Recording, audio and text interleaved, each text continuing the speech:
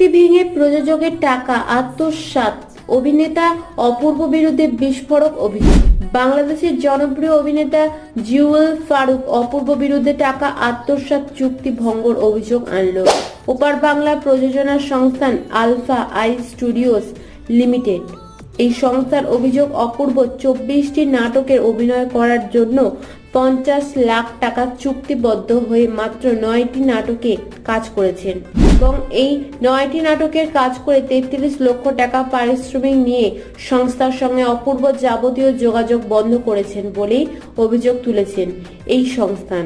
এমনকি টেলিভিশনে and digital program producer association of বাংলাদেশে টলিপাপ এবং অভিনয় শিল্পী সংঘের কাছে বিচার চেয়ে লিখিত অভিযোগ জমা দেওয়া হয়েছে আলফা আইয়ের তরফ থেকেও। আপনাদের কি মতামত সেটা অবশ্যই জানাবেন, আর আমার ভিডিওটি ভালো লাগলে অবশ্যই একটি লাইক করবেন।